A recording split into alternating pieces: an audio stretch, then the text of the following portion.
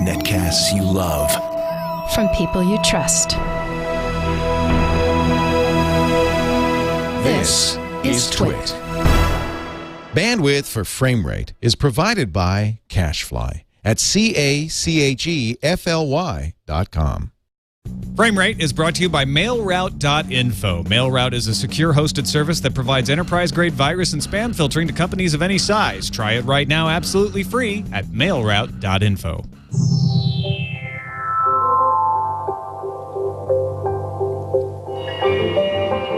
New York, a city full of elitist assholes. A police force that won't do anything about it. And one man who couldn't take it anymore. One man sick and tired of their condescending glances. That one man? Charles Bronson. And it's about time he started killing hipsters. Sure, he wears a mustache, but he does so unironically. Turn it down, hipster. No one wants to hear your playlist. Cleaning up the streets. One unnecessary headband at a time. Hey man, is your coat a vintage coat? No, it's a right now coat. Killing hipsters. Killing hipsters because nobody else would. That and they also raped his wife a bunch of times. Bang. You're seen as dead. Killing hipsters. Rated PG. An action-packed smorgasbord of revenge. And when you least expect it, Jeff Goldblum. No! That's the best part right there.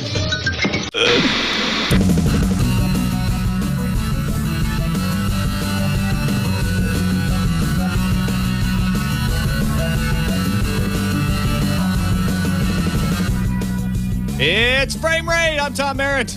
I'm Brian Brushwood. And when you least expect him, Jason Howell. Oh, hey, yeah, that's me. Unexpectedly. That really is far and away the best part of the video. And when you least expect them, Jeff Goldblum. You know what? It's right up there with no, it's a right now coat. Yes.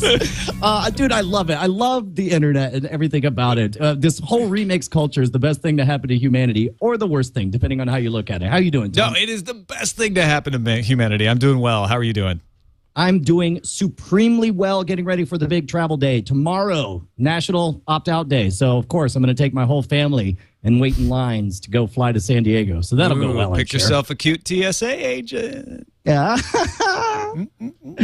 I always be in take your the line, gropes please? anyway. Like I'm a firm believer that anything that intrusive should feel really awkward because that would for be everyone. honest. If you don't, then I think you're just I don't know. I don't want to whitewash or sugarcoat anything. Yeah, I think people are forgetting that it's not just you that suffers in the pat down; it's also the agent performing it.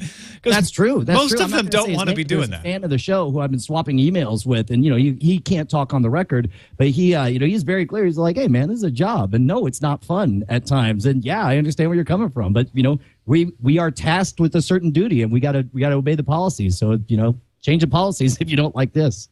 This is, of course, Frame Rate, where we rate the frames, be they on the web, on your television, via broadcasts or internet, and we always open with the big story.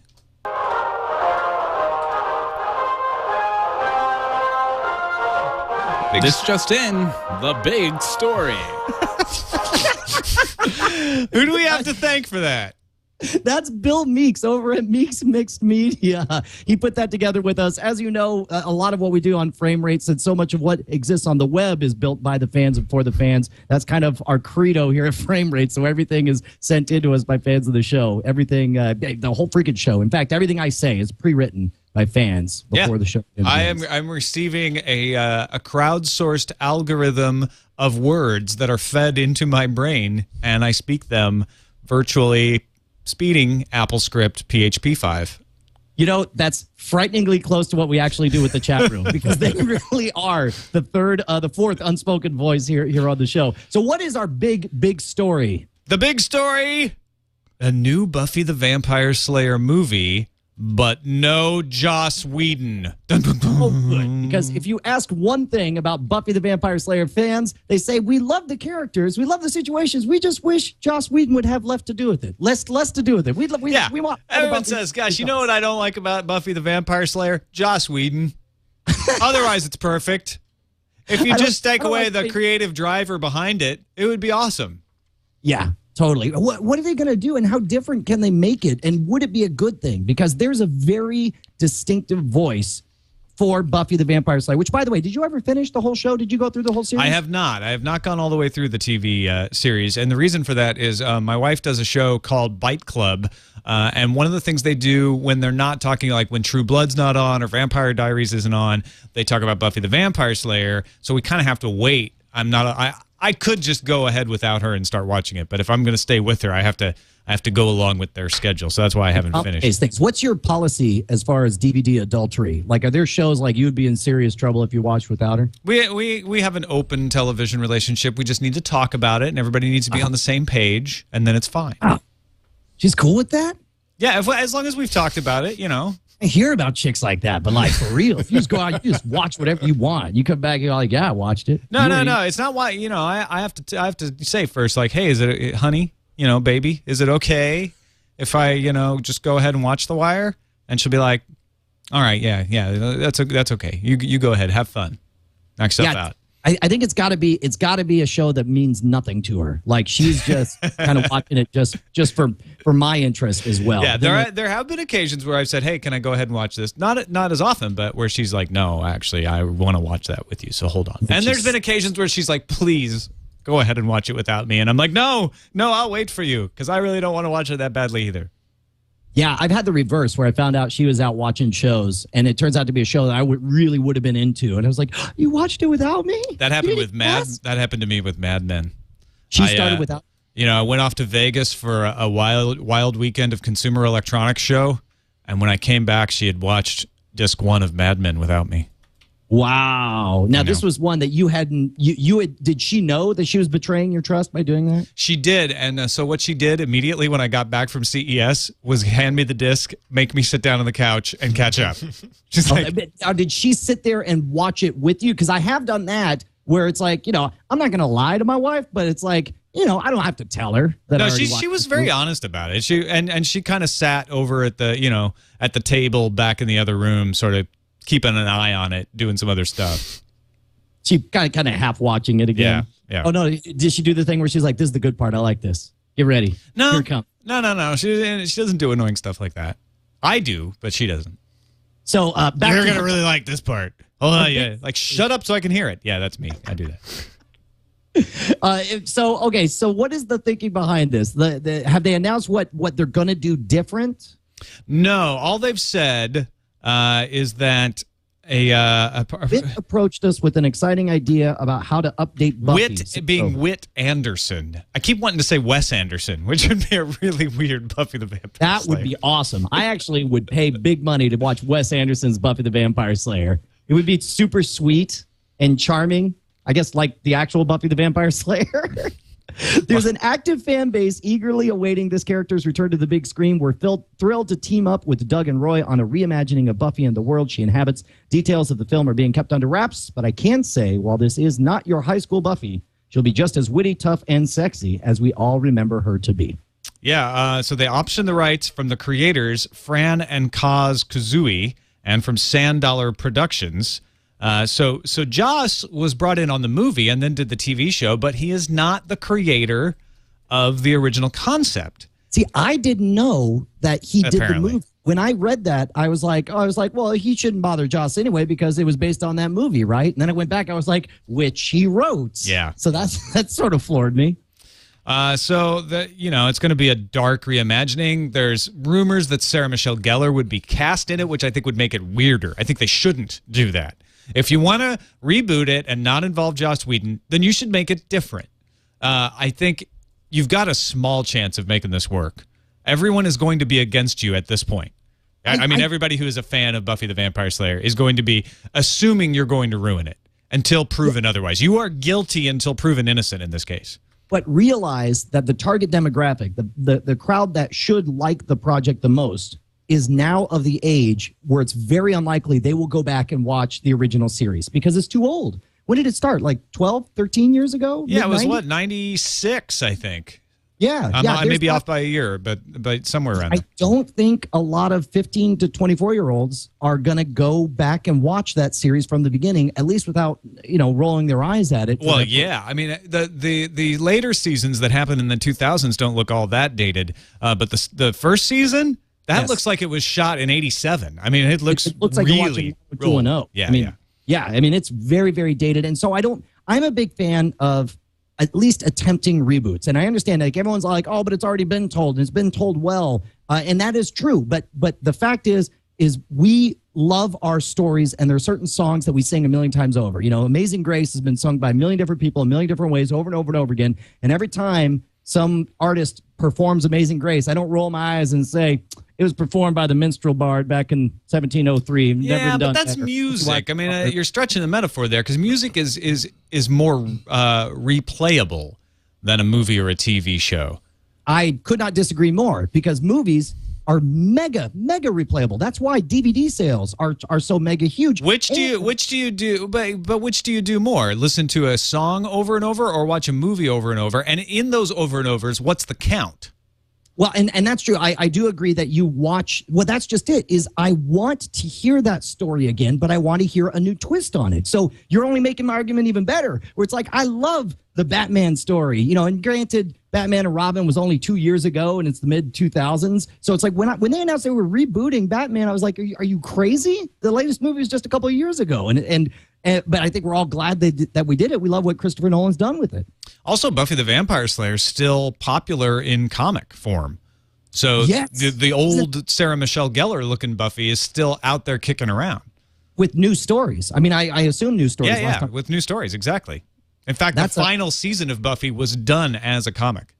Well, as long as we're on this, and I like this whole topic of reboots in general, I added a last minute. I'm going to do an audible and throw in something we were going to talk about film. I want to talk about it now because we're talking about reboots. Brought to you by mail route. I call an audible. Right. Okay.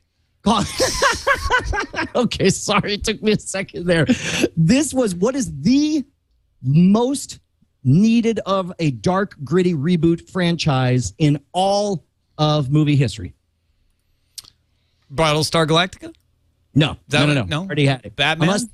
Unless you want to do like a darker rebooter version of Battlestar Galactica. Think bigger. Come on. Inspector Where's Gadget. the money at? You're saying what hasn't been done. I thought you were saying of things what that needs to be done. Oh, what still? I'm sorry, I misunderstood. Okay, so what still needs to be rebooted as a dark reimagining? Not Aquaman. No. Not $6 Million Man. No. Cameron's all over this. Spider-Man. Not Spider-Man. Not Cop Rock. No dark gritty reboot of Cop Rock. No Happy Days. No Thundercats. No Adam's Family. You ready for it? Monsters. Right there, dude. Peter Pan goes gritty, realistic. Did you read this? No, I haven't read this yet. So what? Okay, Peter Pan. Actually, no, this is a good candidate, right? Because Peter Pan, the story is a little darker than most of the depictions have been on movie and TV. Well, and listen to the way they do this too. This is I thought this was an insane, stupid idea until I read what they were saying here. Swiss filmmaker Ben Hibben is set to direct Pan, a gritty contemporary adaptation of J.M. Barrie's classic Peter Pan tale for Social Capital Films. In this incarnation, Captain Hook is a burned-out ex-police detective trying to track down a kidnapper whom witnesses describe as being childlike. How insane would that be, dude? A dark, gritty reboot of Peter Pan? So this is a retelling, not just a reboot, and I like that. Yes. This is, you've seen this done with Shakespeare a million times, right? Where they take the concepts from Hamlet or the concept from Macbeth, and then they set it in a, sort of a modern day situation, or Arthurian tales they do this a lot too. And so it's almost unrecognizable until you start to think about it. And you're like, oh, okay. Or the like, classic is Where Art Thou the Odyssey. Exactly. Yeah. So this is doing something like that where you kind of play with the forms. I like it. Apparently, the script was previously picked up in 2006 by New Line, and at one point, Guillermo del Toro was attached to direct. So apparently, it had been around for a while. Cameron del Toro. I don't think they're going to do it stupid. That actually would have been cool. Del Toro would have done a pretty dark, awesome, twisted Peter Pan retelling. But I'm going to withhold judgment. I'm a huge fan of remixes and reboots and retellings and mashups. And so if you take two things that do not belong together, a serial kidnapper who looks like a child, and you mash that with Peter Pan, I think there's potential there. Yeah. Also, if we take that back and put it on Buffy, is there a way? I mean, the thing with Peter Pan is it's so old-fashioned that it benefits from the updating, right? You can just set it in modern times. That's what they're doing with Sherlock. That the film where they just take the Sherlock Holmes story and put it in modern day. Can we talk about that? Buffy's still pretty new, though. Well, okay, so here's the thing. Whenever you do a retelling, what you need to do is have a reason for your new style. You have to have a different story to tell. And I think that's why the reboot of V failed. The original V was an amazing miniseries because it was really the story of the rise to power of the Nazis. Yeah, right. And, essentially this underground resistance and the persecution of these scientists. And that was very compelling because it spoke on two levels. On the one level, you had, aliens and shooting lasers. On the other hand, you had this amazing dark, this is a time when our grandparents had fought in World War II, and these were still resonating with the public. The new V, if they wanted to make the big money, what they should have done is they should have told something that was relevant to our society. I would have loved to see everybody, the same players from the original V, but old and haggard and resistance fighters, to where now we were seeing a strange tale of terrorism of the last few people. And they made a nod toward that and tried to depict people as terrorists, but it was not a telling of a terrorist tale that would strike at your heart. It wasn't anything that twisted your nipple and you were just like, oh, this is agonizing to watch. And it's like, it speaks to me. It makes me uncomfortable. And I think that's what it needed. And I think you could do that with either the Peter Pan, or certainly we're seeing that with Sherlock. Can we talk about Sherlock for a bit? Yeah, why not? I mean, you're obviously chomping at the bit. You watched it, I take it. Oh my gosh. Last night I was like, you know what? I'm just going to watch the first 15 minutes so I can at least get a feel for it. And then 2 hours later I was finished, and it was amazing. Now, did you watch all 3 episodes? No. I only watched the first, Study in Pink? like an hour and a half or so, right? Yeah, Study in Pink. I loved the fact that apparently Mark Zuckerberg survives after The Social Network, moves to England, and begins to solve crime. I thought that was a very bold direction. I believe I deserve recognition from this board for solving this case. No, it's really, really good. And I love some of the storytelling elements where, for example, they add some phrases, some words appear on the screen kind of hinting at the things he notices and the way he sees the world. And it's not annoying and it's not gimmicky. And I hope they continue to do it. And I hope it rests at that same level where it's not that, that annoying CSI gimmick of like, swoosh in, swoosh out. And like, look at that. We spent money on CG. It really does a good job of telling the story from his perspective. And I want to see more of that. Yeah, and there's 2 more episodes for you to enjoy, and they've commissioned another 3 for next series, which should come out next year. So there's insanely too little of it for how good it is. But I guess that's why it's so good, and you get it in nice big hour-and-a-half chunks instead of being limited. Each episode is an hour and a half long. I didn't know that. Yeah, they're all long. Oh, fantastic! All right, well then I'm down with it. This is. It's going to speak to many generations. I think my mom, who always loved the old Sherlock Holmes, will love this as well. And me, my brother was the guy who liked the mysteries. I never really dug any of that old Agatha Christie, the stuff that was on PBS Mystery or any of that. But I loved this show, and I could totally get sucked into it. And I liked the little switcheroo where they set up, there's a character in the first episode that you think is going to mean one thing and ends up meaning something else. So they got me. I was really excited about it. Well, they're definitely, they're telling new stories, but they are telling them in the Arthur Conan Doyle style. Sherlock Holmes was not a particularly likable character. He was just incredibly smart, and he was too smart for his own good. Watson was always the sympathetic character. Watson was the one you identified with because you weren't as smart as Holmes, and Holmes was dirty and a drug addict and annoying and arrogant, and that's exactly what they're doing. They've taken away that sort of like, oh, I have the pipe, and I'm a very dapper, elegant British man who happens to be rather smart as well, and they've gone back to sort of the essentials of the character and removed the trappings. All of those scenes you see with Sherlock in 221B Baker Street are almost exactly the way I pictured Sherlock Holmes' apartment when I read the Arthur Conan Doyle stories. Wow. That's except for the laptop. And again, talking about this perpetual reboot and remashup culture, we just had a retelling of the Sherlock Holmes story, less than a year ago, last Christmas, right? Well, yeah, which was kind of a halfway between these two because it was set in the time of the original Doyle stories, but it had Robert Downey Jr. So, of course, it was a little more dirty and disgusting than some of the more sterile treatments have been. Yeah, but I tell you, I gotta say, after watching the BBC version, I wonder if. I mean, they did great, and it was a good movie for what it was, but I'm so glad that we're going to get more and more episodes in this world in modern times, as opposed to, if we're just going to have one movie, I'd rather have that be in the olden times. I really like what they're doing with everything being new and him being a person of the modern era. I love the fact that, he's obsessed with texting and hates using landline phones, all these weird quirks that I think, again, really speak to the younger culture today. So if we've learned anything from the big story today, it's that reboots can be very good.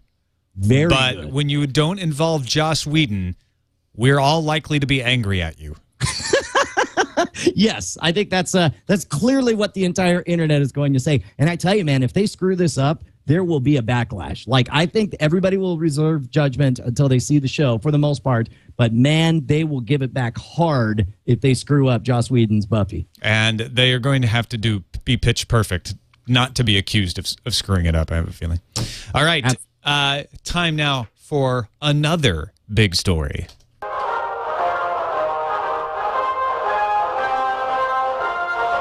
Stop everything. It's another big story. I love them. It's the long setup of the, and then it's stop everything. Hold on. And I love the fact that it's the exact same television. It's like they changed the channel. And it's so perfect. I love it. That's all Bill Meeks. Everyone in the chat room's thanking him right now. Yes, thank you, Bill Meeks. So this big story is the release of the Green Lantern trailer, which you probably have seen by now. It was released after Frame Rate late last week, and it took the internet by storm. But should we play it again? Well, you know what? I don't know if we're going to be able to because the article that we linked to had it yanked for. Hold on, no, yeah, I'm not seeing it there. Oh, wait, there is a different one that is official at 720p. I don't know if this is from them or what, but you want to take a look at this? You want to watch this? So it's very polarizing. People got very iffy on whether or not they liked it or not. You want to check it out? Yeah, let's do. All right.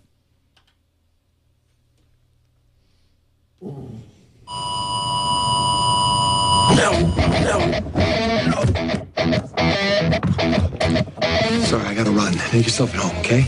There's water in the tap. Hal, you're late. This test today, it's important. I'm gonna make you look good up there. Don't worry. Now let's get these pants off and fly some planes. Oh, it's a trailer for Top Gun. I'm flying. It feels like anything is possible.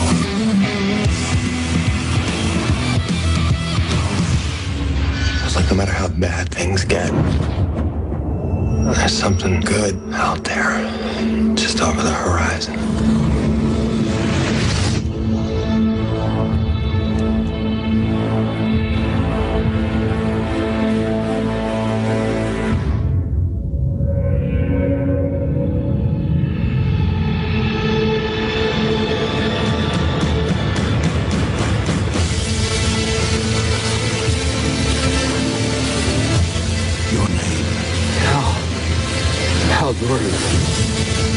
The ring. It chose you. Use its power to defend our universe. Become one of us. Become a Green Lantern. The ring says it's a great responsibility. Responsibility? You? Let's hope so. Anything I see in my mind, I can create. The one thing that a Green Lantern is supposed to be is fearless. That isn't me. You have the ability to overcome fear.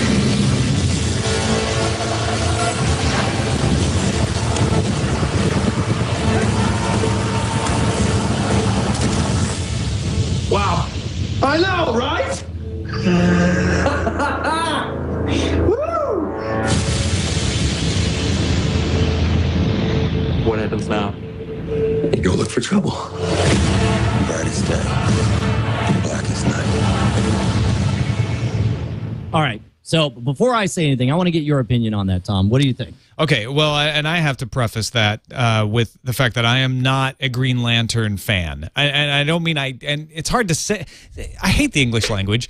That people are going to say, oh, so you hate the Green Lantern. No, I'm just saying, like, I am not steeped in knowledge of Green Lantern. That is one of my comic blind spots. So to me, I know about the ring and all of that, and I have a basic understanding. But, you know, when he says his name, I'm Hal, and all that stuff, I don't get that punch that I get when I see something for a comic that I'm really a fan of and all that. That said, it had all the allure of Fantastic Four for me.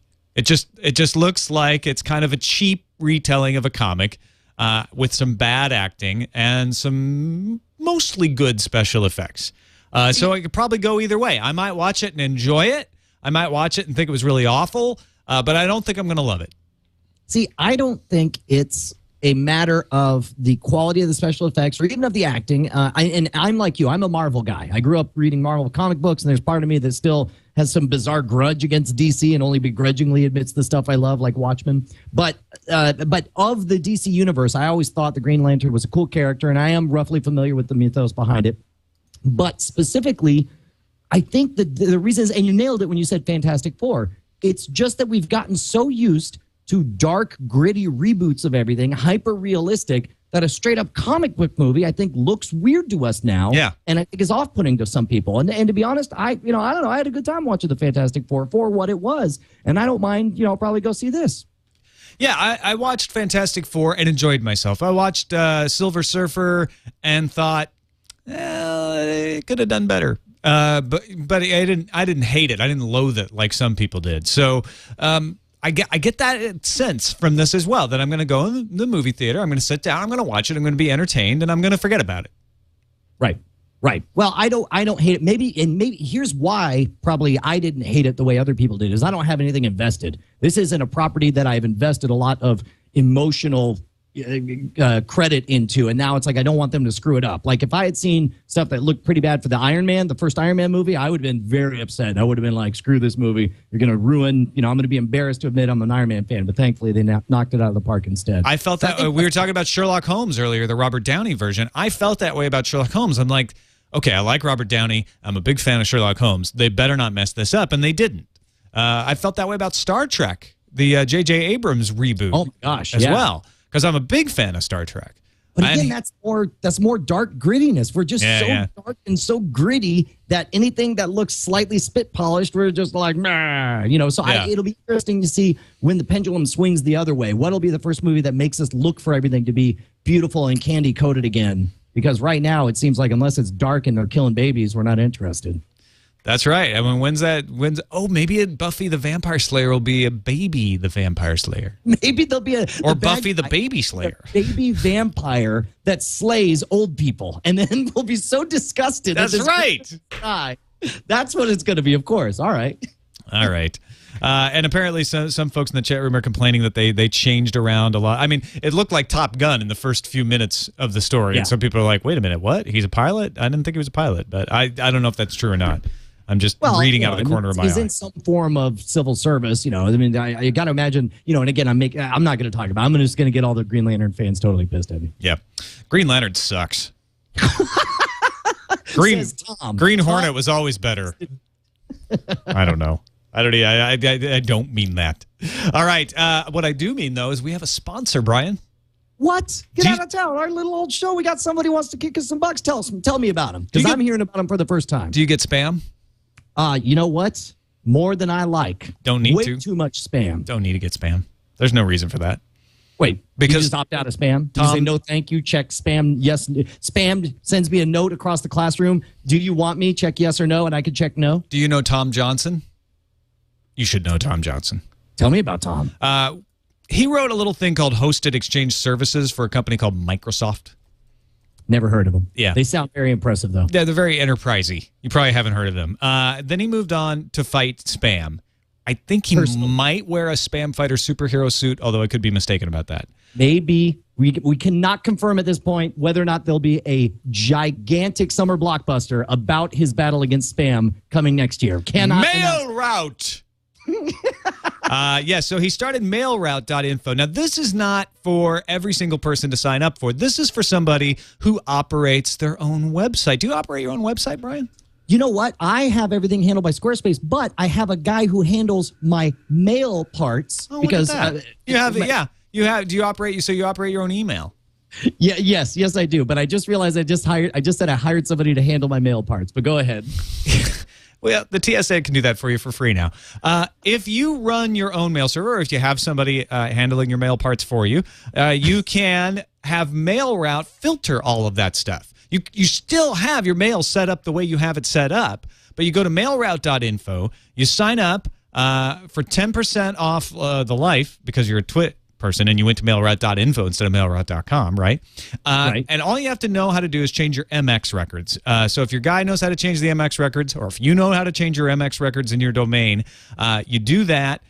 MailRoute gets rid of the garbage. All of the spam that comes in gets kicked. All of the actual messages go through. I haven't seen a false positive yet.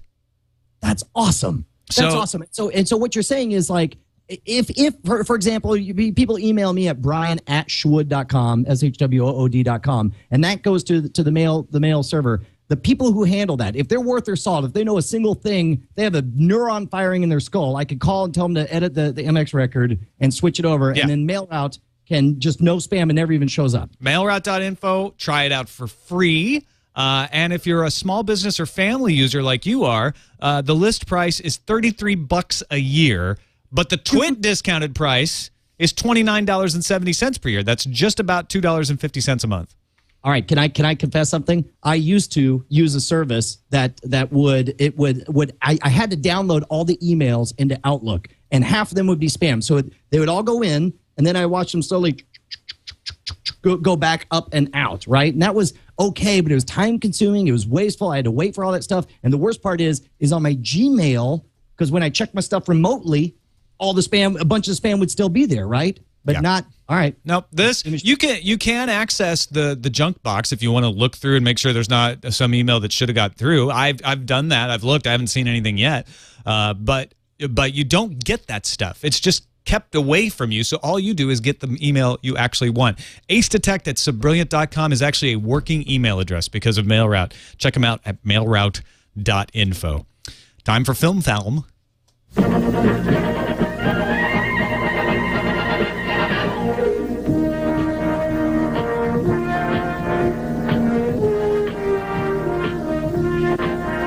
Ladies and gentlemen, it is time for Film Foul. We've actually talked we've talked about a lot of Film Foul already. Yeah, we sort of jumped around. Well, it just fit in too nicely. Talking about reboots and having that news about the Peter Pan reboot and all that stuff, we got caught up in it. But there is still some movies on the horizon that I for one, am very, very excited for. Have you already seen Harry Potter, Deathly Hallows? I did. I saw it on Friday. I know you're not a huge fan of the Harry Potter, but I liked it. I thought it was a really good movie. Now, have you? I thought it was a great Harry Potter movie. I thought it was a really good movie. It's been really interesting to see how darker and grittier the movies have gotten as the franchise moves on. I saw just a brief snippet of the first movie again. I was just like, wow, that's a Fisher-Price toy. And now we're playing with guns and knives. But it makes sense, right? Because he's Fisher-Price age in the first movie, and now he's guns and knives age. That's right, which, as we all know, a bunch of 17-year-olds taking this podcast to their mom and saying, you heard, they said I'm guns and knives age now. Get me. So are you crazy about the books? Like, did you get all excited? You camp out at Amazon? Or I camped out at Amazon.com. I actually flew up to Seattle and camped out. And they were like, you could just order this online, Tom. One to steal one off the shipment. We actually deliver it day of. But yeah. No, I actually, my relationship with Harry Potter began when I worked at Half Price Books in Austin, Texas on Guadalupe Street.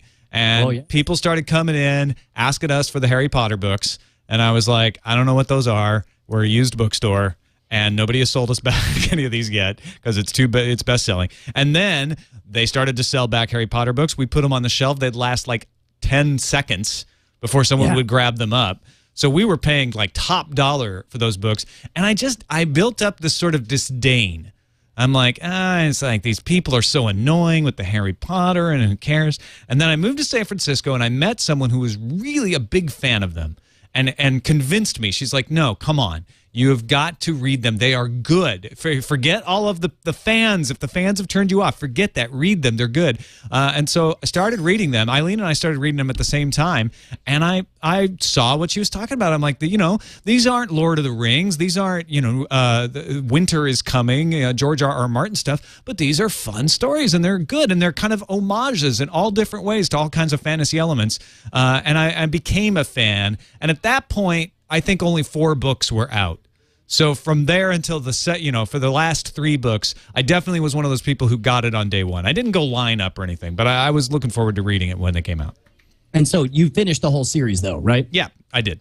And see, I gave up, man. I gave up, and I don't know if we've already talked about it on the show, but I wanted to like it because everyone else who I respected loved him. But it was fantasy light, and that was fine with me. I didn't mind that. Like, yes, sure, explain to me what a griffin is. Why not? But it was, to me, it was the fact that it just didn't progress. It was that transition from book 4 to book 6, where book 5 was when I was promised it would all change, and it didn't, and I got too annoyed, and I just got fed up. Book 5 was the hardest book for me in many ways because Harry is a jerk. He's a little crying, whining teenager. Who hates everyone. Very poor communication skills. Yeah, and it's problems. It's like a Three's Company episode in Fantasyland where it's like, if you would just talk and use the proper words, you guys could come to an understanding. But you're just gonna be whining and throw a fit and cast your spells. Did you ever read book 6, The Half-Blood Prince? I read the first quarter of it, and I was just really? Okay. By then I had too much negative association. I was too pissed off at the main character. Do you watch them? Have you watched the movies then? I did watch the movie for episode 6. And even that was weird because it was on opening night, so I was surrounded by people who knew all these characters and knew what was different or whatever. And I was like, well, I kind of like that part. And as we do with movies, when there's the big spoilery thing that happens at the end of episode 6, I was just like, oh, well, that was kind of a bummer, I guess. But I feel like I'm not getting the whole story, and it wasn't impactful. Oh, you mean when you find out that Snape is made of people? Yeah, yes, and that Rosebud is made of Spock's dead body. Right. Yeah, sorry, spoiler alert. So you've watched all the movies, but you haven't. I have watched all except for this most recent one. The Deathly Are you Hallows. going to watch the Deathly Hallows Part 1? I mean, eventually. I can't make a priority out of it. I mean, not in a universe where. Does your daughter want to watch it? Aliens coming out, or Source Code, or any of these movies that look amazing to me. Like, there's nothing about it that speaks to me, and I just. Is your daughter going to make you go see it with her? She care? She hasn't started reading it. She like, okay. She'll probably discover it after the fact. But I tell you what, she's definitely coming to Tron with me. Okay. That's for dang sure. So here I'm not going to try to convince you to see Harry Potter and the Deathly Hallows because it sounds like it's just not right for you, and there's no reason to push it. But just as a last word on it, my impression of this is a movie where the characters are grown up. For the first time, they are grown up and they are facing real evil in the world. And people die. And people you care about die. And this is where, childhood is over in this book. And the world is full of bad things and bad people who do horrible things. And it's no more like, oh, my wand exploded at the end. That's awful for me because I can't afford it. No, this is like, I am going to kill you, your mother, and put you through all kinds of pain. Do they still pretend to go to school, though? That drove me nuts. They don't go to school. Like there's a war, and they're like, oh, it's back to school time. Nope. There is no school. You get a brief scene on the Hogwarts train, but that does not involve Harry or Hermione or any of the main characters. They're like, no, we're not going to school. There's a war on. All right. Well, maybe I'm down for that. Maybe it'd be great if they had, well, actually, I'm not even going to conjecture about it. Maybe I will give it a chance. All right. I'm going to reserve one coupon to make you watch a movie that you don't think you're going to like. All right, fair enough. Well, I don't think you should watch it. I'm just saying that's my impression of it and why I liked it so much better than the others. And at the end of it, I was like, give me part 2 right now. I want to finish this thing up. But one thing I think we can both agree on is that Source Code from the brilliant Duncan Jones, who brought us Moon, has a trailer out. And As bigdumbobject.co.uk puts it, it's The Matrix meets Quantum Leap meets Groundhog Day. Yes. And it's dark and gritty, which means that we won't think it's cheesy at all. I think it looks, and I watched this trailer not having gritty about the big story, the big story behind it. And I really, do you want to watch the trailer right now? Yeah, let's just kick back and watch this, and then we can talk about it. All right, I have it queued up. Oh, actually, you do. Never mind. Hey, Sean. Hey.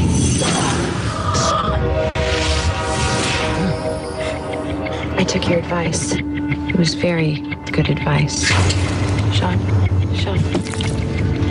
Look, I can see that you think you know me, but I don't know who you are. My name is Captain Coulter Stevens. You're kind of freaking me out.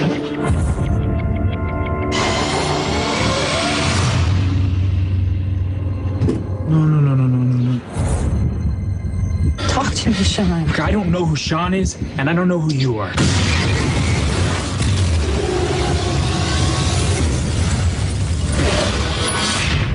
Welcome back, Captain Stevens. Where am I? You are inside the source code. What is the source code?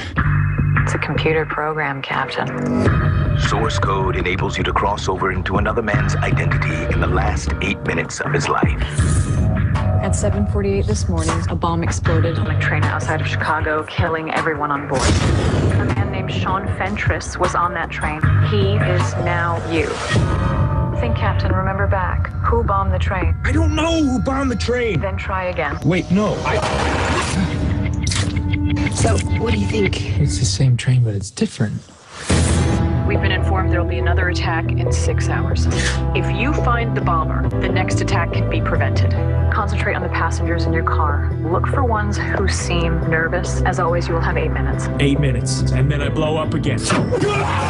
What would you do if you knew you had less than 8 minutes to live? I'd make those seconds count. I want to go back in. I'm going to save her. You can't. It doesn't work that way. Christina is dead. She doesn't have to be. You cannot alter this reality while inside the source code. I'm asking you to have the decency to let me try.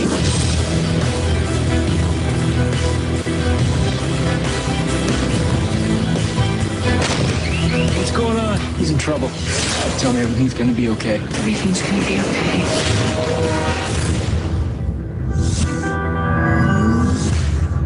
I'm so down with this. I'm so thoroughly excited about this movie, and of course it makes no sense, that you could just have a program that lets you live the last 8 minutes of some other dude's life. But I love the idea that in so many sci-fi things, they build these rules like we saw in Inception, and it didn't make any sense either. But within those rules, it's fun to play and see what's possible and watch people try to break their own rules in sci-fi epics. What do you think? Yeah, I'm with you 100%. You have to get past the idea of and in fact, you just don't even consider the idea of well, how could this be possible, right?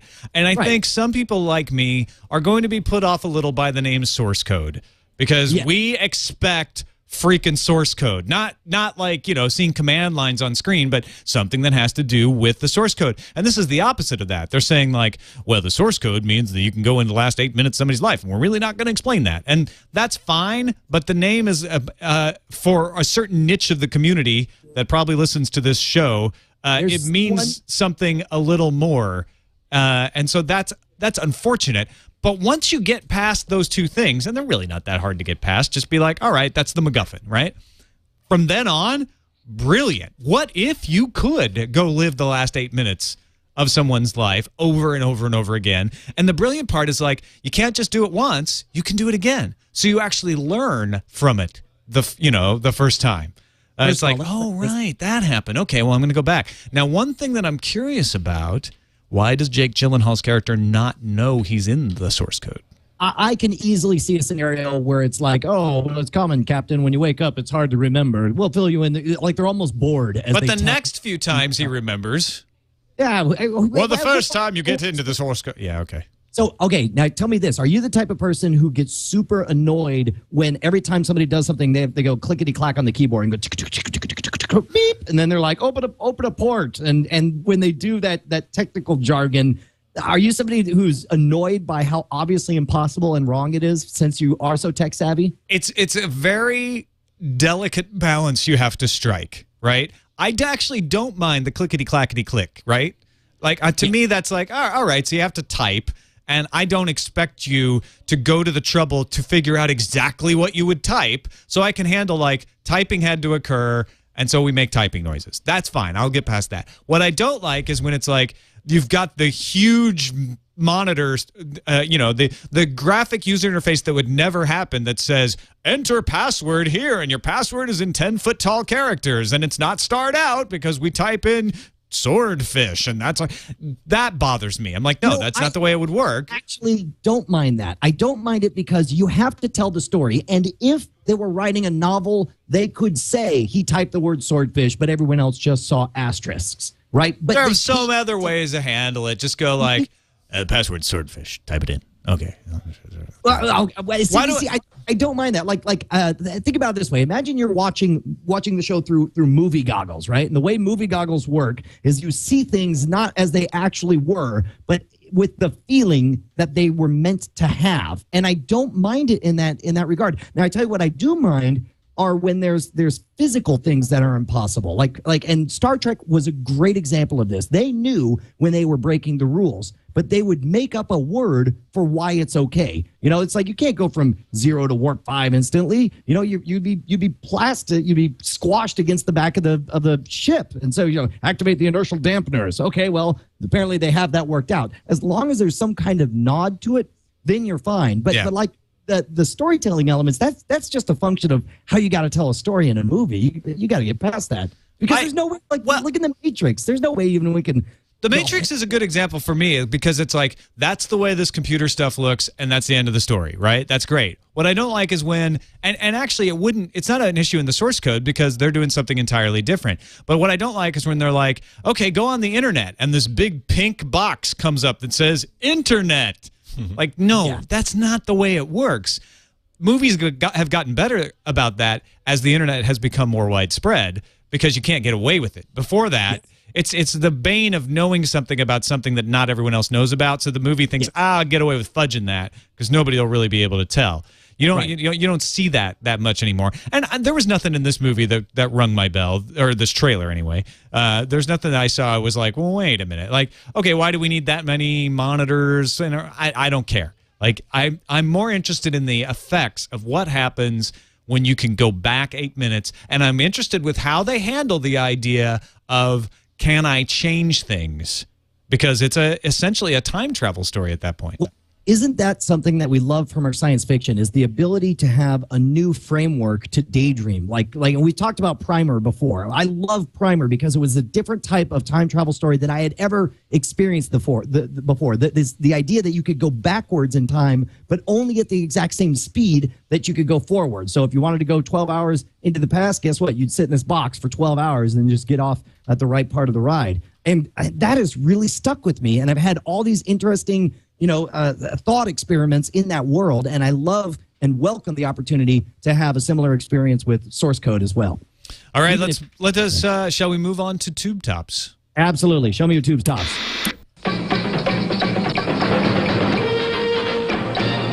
Venture Brothers season finale was on Sunday. Are you a Venture Brothers fan? I absolutely adore the Venture Brothers. I love them, and strangely, part of the my rituals used to be every Sunday night. It was Saturday morning cartoons for me, and I would always watch all of Adult Swim live. But I got the kids running around now, so I usually don't turn it on. I don't want them watching the shows that are on Sunday night, and they've got to go to bed. And then when I do have time, I want to watch on purpose television. And for some reason, they fell out of my ritual. So I'm a season and a half behind, and which is killing me. I can't wait I'm going to gorge myself on the Venture Brothers. It is. Does your wife watch it? Oh yeah, absolutely. We watch it together, and it's one of those shows that there are so many jokes that are so fast. It takes 45 minutes to watch because you keep having to pause it and say, see that guy in the background? He's a reference to this one Hanna-Barbera property from 1972 or whatever. Right. It's like it's so dense and so good. I love it. All I'm going to say, excellent finale, absolutely worth catching up to watch, and ask your wife for a Rusty Venture. Oh my gosh. All right. You finished the Great The Wire experiment, did you not? I did. I finished it less than 24 hours ago, And wow, was that last episode not perfect. It was exactly right for what they had been doing on The Wire. It was meaningful and it had that kind of sweeping, this is your world type moment, but it didn't feel cheesy at all. I really, really dug it. And for as much as I hated my first 3 episodes of The Wire, I loved it at the end. And what I want to do is pass on the Great The Wire Challenge to all of our listeners and viewers and tell us if you're going to participate in the Great The Wire The Challenge. We should add the challenge, the Great The Wire The Challenge. Write us at framerateshow@gmail.com and tell us if you're going to get into it. What do you think of the first few episodes? And then tell us what you think by the time you make it to the end, because I'm a convert. One of the best shows in the history of television. Absolutely. One of the best typos I have seen in a long time was earlier this week during the Tech News Today pre-show when someone asked, "Hey, Tom, what do you think of The Walking Dead?" WALKEN. The Walking Dead? Brains. I carried these brains for you. I had this uncomfortable hunk of flesh in my backside. I'm very hungry for your brains. Yes, definitely caught up on Walking Dead. How are you feeling about it? And have you read all of the comics? I don't know if we've talked about that. I am all the way caught up on the comics. I am all the way caught up on the TV show. This week's episode was the biggest departure for comic fans. I was trying not to be too annoying in saying like, "Oh, this never happened in the comic. Where are they going with this?" And at first, I was nervous about this development where they're still in the city, because I'm kind of like, get on the road. We want to get on the road. We want to get to the prison. Like, that's where it really started to click for me as a comic book reader. And so I'm a little impatient about that with the TV show. And this stuff in Atlanta, when they first started doing it, I'm like, oh, this is kind of like a weaker version of something else that happens down the line maybe. But it turned out brilliant. And I have to congratulate the writers for adding in an element that absolutely captures the feeling of the situations that the comic book puts you in an entirely new way. Do you know who wrote that episode? No, I don't. That was the first episode written by Robert Kirkman. So if there's anyone who there you go. Well, that's why. To go off the rails, it's Robert Kirkman. So you got an extra episode from the actual author of The Walking Dead. And my co-host on NSFW, Justin Robert Young, brought up a very, very good point. When you have a show where we talk about movies and TV and viral videos, there are certain things that we can afford to play careful dancing spoiler games, but there are some things we should just declare sacrifice zones. And I think it's pretty clear that we can't keep our mouths shut and we can't talk about The Walking Dead. I don't think we've spoiled anything to this point in this episode, do you? Well, there are, for example, just now, I mean, and everyone plug your ears. If you think this is a spoiler, you said, I can't wait for them to get to the prison. That's a big moment in the comic when they come over. Okay, but that's not a spoiler. Well, yes, of course it is. How is it a spoiler? But because every time they turn a corner and every time you see a kid come running back saying, "Oh, you're not going to believe what we see," or you suspect what they're going to see, right? And it's a disappointment either way. Here's why I don't think it's a spoiler. All right, and please leave the chat room if you think this is a spoiler, because I'm going to make it worse. I don't think it's a spoiler because if you haven't read the comic book, that means nothing to you. The fact that there's a prison, I don't know, that doesn't give anything away. If you have read the comic book, you know it's coming, right? And so only thing that spoils is that, by episode 3, they haven't got to the prison yet. But that doesn't tell you what happened or how they got there or anything. That's not a spoiler.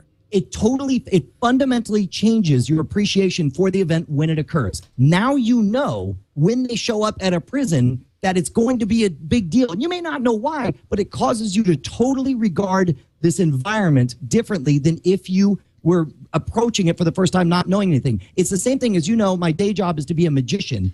And it doesn't matter. You may say, "Oh, well, so-and-so says he thinks he knows how your mind reading trick's done." And you give a theory and they're like, "Well, that's totally wrong." You're like, "Oh, well, then it doesn't matter." It does matter, because whether they're right or whether they're wrong, they think they know how it's done. And as a result, they didn't experience magic. That's what you do if you give these little nuggets. Like we've mentioned the governor. And now when some guy introduced himself, I think that's more of a spoiler than anything. But again, I've sat there watching True Blood with my wife, who's read all the Sookie Stackhouse books, and she says things like, "Oh, I wonder if they're going to find out about Sookie." Well, sure, that's a little bit of a spoiler because now I know there's something about Sookie that I need to wait to find out. But it doesn't spoil anything. It's no, you're no right. more of a spoiler than watching a trailer of a movie. We just watched the trailer for Source Code, and we were spoiled on the fact that Jake Gyllenhaal actually goes back to the 8 minutes and knows what's going to happen. And you know what? That's a very good point. And in fact, I accidentally showed Jeff Kanata, host of the Totally Rad Show, I started to play the Inception trailer, and he got up and left the computer because he spent 6 months not looking at one frame or knowing one fact about the show, because all he knew is that it was Christopher Nolan and that it had Leonardo DiCaprio, and he wanted to experience it completely fresh without any predisposition or any prejudgment going into it. And I felt really bad that I robbed him, even with just a 3-second visual. I understand that, and I get that some people may want to do that, but you have to realize in this world that we live in that is almost impossible. And so that's like having a condition. You need to warn people about that ahead of time. Like, hey, I'm allergic to peanuts, right? Right? Because otherwise you may just serve peanuts to everybody unless they tell you, hold on, I'm allergic to nuts. So if you're going through I don't want to be spoiled on Inception, anytime you're around anybody who even possibly might say anything, you need to let them know. You need to wear a button or something. And as soon as we start saying, hey, The Walking Dead, what do you think about that? You should shut off the show if you want to be that hermetically sealed against it. What about Lost? And we're gonna give either spoiler or non-spoiler. I don't know. You tell me. But let's say somebody's starting Lost, and then the first thing you say is like, oh, have they found the hatch yet? It's like that fundamentally changes your understanding of what kind of show you're watching. That one phrase now lets you know that, oh, I thought we were in this box, but I guess there's something over here as well. Well, yeah, I think that is different because, and you're right, this is a spoiler alert for Lost, which is saying have they found the hatch lets you know an important piece of information that this island is not 100% deserted, which they already kind of know because there was a radio tower on it in the first episode, right? But I think there's more information carried in that than there is by saying prison. Prison, you know what? Prison is a building. It could be a prison in Atlanta. It could be a prison somewhere else. It could be an empty prison. It could be a prison full of zombies. It could be a prison full of clowns. Who knows? It just means there is a building somewhere that they will get to. It gives you absolutely no information about the world or the story. I submit that it's roughly equivalent to saying, have they found the hatch yet? And in fact, because I don't framerateshow@gmail.com. Framerateshow@gmail.com. Let us know. All right. Let us know. Right. Yeah, we're actually out of time, but we do have a Cipro video that we need to get to, right? Oh, yes. Is that all loaded up on your end? Can you guys play that for us?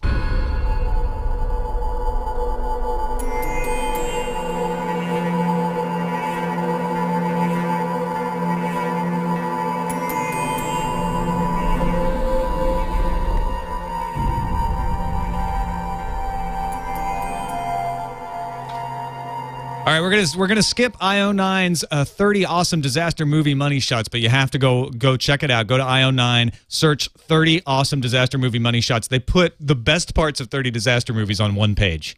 It'll blow your mind. A TV show, I thought it was like on TBS or something, but it was called like 30-minute movies, where they took entire movies and edited them down to just 30 minutes. Oh, I haven't heard of that. Everything. I don't know if I imagined that or if it was around in the left. I thought it was a brilliant idea, and the only thing I could think of is that licensing fees must have killed them, because for a full license for a movie, then you chop it down to 30 minutes, then then you're gonna regret. You can only sell 30 minutes worth of advertising there. Yeah, exactly. All right, our Cipro video though comes from Woodstock. This is making the rounds now. It's Adam Savage in Seattle talking about going through the security checkpoint on his way out to Woodstock.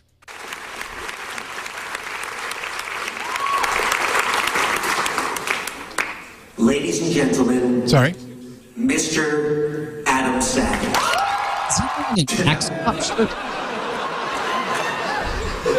So I have this pre-flight plan.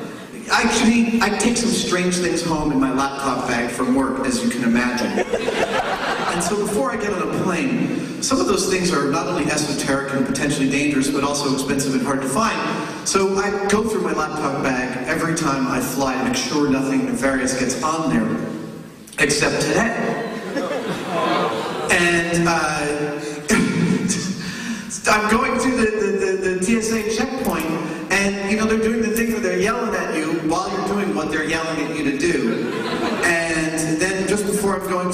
scanner, they put me through the body scanner, which makes, for some reason, my penis feel really small.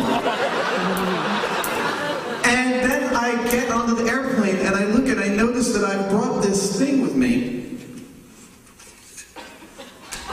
2 12-inch long steel razor blades. I'm like, what the f***, TSA? You're gonna look at my junk and somehow you missed this? My tiny junk is offended. Oh, and a whole bunch of nuts and bolts that were in there too, which I figure must look like really dangerous. No, they were, I don't know. So he goes on to say he's not going to risk trying to take him back because he's afraid he will get caught. How did those not get scanned?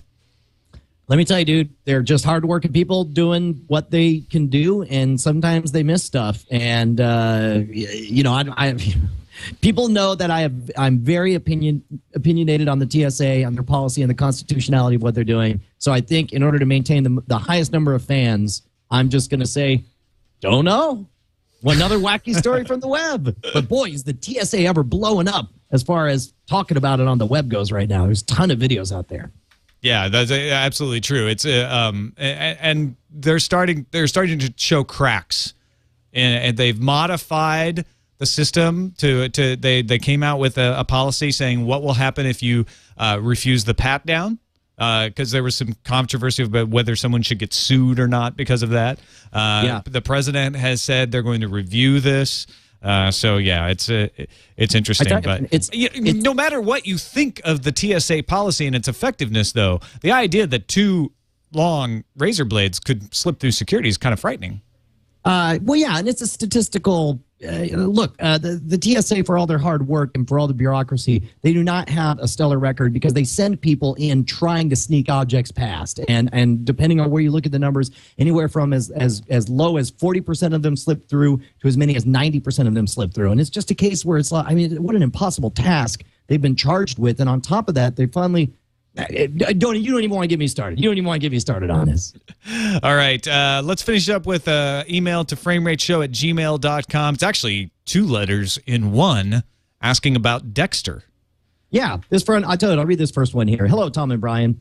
There's an article. Wait, that is not what I thought it was. Apparently, it got moved over here. Love the show. Been looking for a geek TV podcast for a while now, but you guys have yet to mention one of my favorites and a very popular show, Dexter. I'm sure you've heard of it. Maybe it could be your next show to experience. You want to take the other?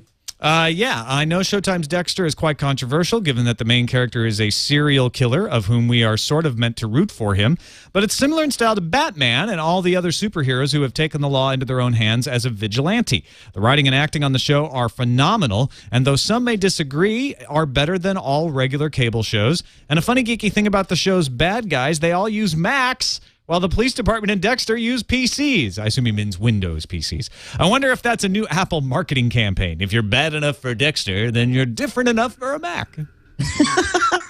I don't know about that last part, but I tried watching the first 2 or 3 episodes of Dexter, and I thought it was good, but I suspected that I wasn't the right target for it. It seems to me like a lot of shows just need a good gimmick to get people to watch the first 4 or 5 episodes, and then you start to care about the characters, and then the writers can explore all these little side ventures and do all kinds of interesting things. And I felt like the gimmick is, hey, let's watch a serial murderer kill people. And I'm like, that's not fun for me. That's not. I don't get off on the torture porn. I don't dig it in horror movies, and you know, I dig agonizing decisions to be made, and I'd like to see more of those earlier and less focus on the blood and the splattering, because that part just doesn't do anything for me. But I'm not gonna say, you know, maybe the show will eventually have those agonizing choices that suck me in, but the first 3 episodes I didn't see it. How about you? I've put off Dexter as one of those shows that I should watch, that will be good for me to watch in my old age when I retire. It's right there alongside 24. I just don't have time, and it's somehow, for some reason, lower on my priority list, and I know it shouldn't be. It's one of the better shows on television, I am told by everyone, but I just haven't prioritized it, which The Wire was like that until this summer. So we'll have to do the Great Dexter experiment. Maybe we'll have to try, because you watched a few episodes and didn't like The Wire either, but you kept going, and it ended up satisfying you. So who knows? Right. G. Rees in the chat room says that's not really what the show is about at all, Scam School Brian. And I get that. And I understand that eventually that's not what the show's about at all. But early on, wow, do they lay it on thick. And I had the same problem with Mad Men. The first 3 episodes were like, we're smoking and children are putting bags over their heads because they don't know that it could kill them. And look, wasn't the 1960s crazy? And it was really distracting before I had characters and situations that I cared about. And I suspect that's what's happening with the first few episodes of Dexter for me as well. Never watch the first 3 episodes of anything. I think that's what we've learned today. Yes. Boy, even you go back and watch the first few episodes of Star Trek The Next Generation. Oh, the first season of Star Trek The Next Generation. That's hilarious. All right. Thanks, everybody, for watching episode 3 of Frame Rate. You can email us, framerateshow@gmail.com, and we will read it. In fact, Brian's been getting back to people right and left, so, you might even get a personal response. Who knows? See how long that lasts. See you later.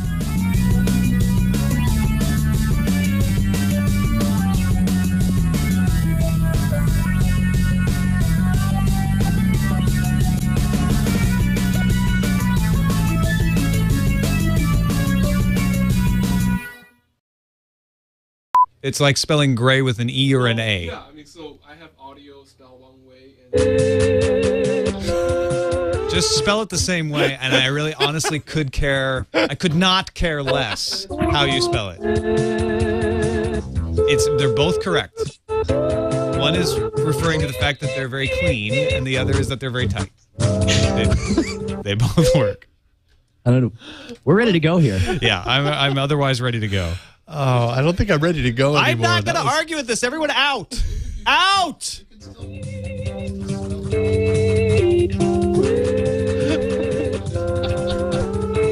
Now that's a tidy whitey.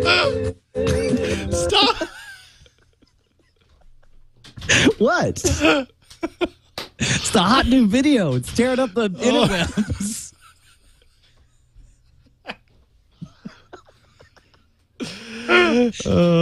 All right. I just don't think I'm ready. Hold on. Now Jason's broken. That hurt. Okay. It's the sneak attack that gets you. Yeah, I wasn't expecting that one. Sorry. Okay. Oh, crud. Oh, man. Hang on. I'm all dark and or mysterious. Okay. It was a dark and stormy night. Tried to get... oh, you actually teared up on that. I did. He did. I think it was the lack of oxygen because I couldn't breathe. You made me a very happy man today, Jason.